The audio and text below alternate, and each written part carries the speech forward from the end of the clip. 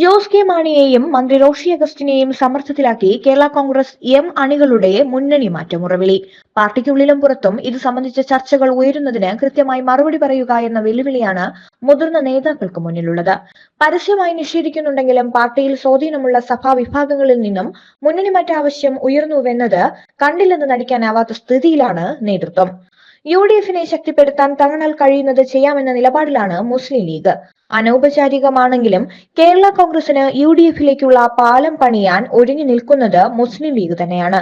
പാല seat വിട്ടു നൽകില്ല എന്ന മാണി സി കാപ്പന്റെ നിലപാടിന് മറുമരുന്നും മുസ്ലിം ലീഗ് കയ്യിൽ കരുതുന്നുണ്ട്. ലീഗ് മത്സരിച്ചു പോരുന്ന തിരുവമ്പാടി നിയമസഭാ സീറ്റ് കേരള കോൺഗ്രസ് നേതാവ് ജോസ് കെ മാണിക്ക് വിട്ടു നൽകാമെന്നാണ് മുസ്ലിം ലീഗിന്റെ ഓഫർ.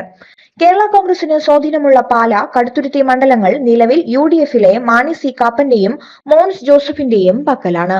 ഈ മണ്ഡലങ്ങളിൽ നിന്ന് ഇവരെ മാറ്റി സീറ്റ് പിടിച്ചെടുക്കുന്നത് എതിർപ്പിനിടയാക്കുമെന്നു മാത്രമല്ല എതിർവികാരം ഉണ്ടാവുകയും ചെയ്യും. ഈ പ്രതിസന്ധിയിലാണ് തിരുവമ്പാടി ഓഫറിന്റെ പ്രസക്തി.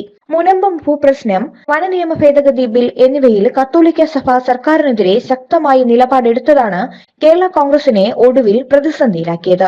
ഈ രണ്ടു പ്രശ്നങ്ങളും സഭാംഗങ്ങൾക്ക് ബുദ്ധിമുട്ടില്ലാത്ത വിധം കൈകാര്യം ചെയ്യാൻ മുഖ്യമന്ത്രി രംഗത്തിറങ്ങി എന്നതും ശ്രദ്ധേയമാണ്. സാമുദായിക വിഭാഗങ്ങളുമായി UDF നേതാക്കൾ മെച്ചപ്പെട്ട ബന്ധം സ്ഥാപിക്കുന്നതും ഇടതുമുന്നണി നിരീക്ഷിച്ചു വരികയാണ്. കത്തോലിക്ക സഭയുൾപ്പെടെ ഏതാണ്ടൊക്കെ ക്രൈസ്തവ വിഭാഗങ്ങളുടെ പരിപാടികളിൽ പ്രതിപക്ഷ നേതാവ് VD സതീശൻ പങ്കെടുക്കുന്നുണ്ട്. രമേശ് ചെന്നിത്തല NSS നേതൃത്വവുമായി വീണ്ടും അടുത്തു. SNDP നേതൃത്വവും ഏറെക്കുറെ UDF അനുകൂല പ്രസ്താവനകൾ നടത്തുന്നു. അടുത്ത തവണ UDF എന്ന പൊതുബോധം സൃഷ്ടിക്കപ്പെടാൻ ഇത്തരം സാഹചര്യങ്ങൾ വഴിയൊരുക്കുമെന്ന ചിന്തയും കേരള കോൺഗ്രസിലെ ഒരു വിഭാഗം പങ്കുവെക്കുന്നുണ്ട്. മന്ത്രി Roshi Augustine, chief whip N Jayaraj, Pramod Narayanan MLA എന്നിവർ ഇടതുമുന്നണി വിടുന്നതിനോട് യോജിക്കുന്നില്ല. ജോസ് കെ മാണിയുടെ തീരുമാനത്തെ എതിർത്ത് സ്വതന്ത്ര നിലപാട് സ്വീകരിക്കാനും അവർ തയ്യാറല്ല.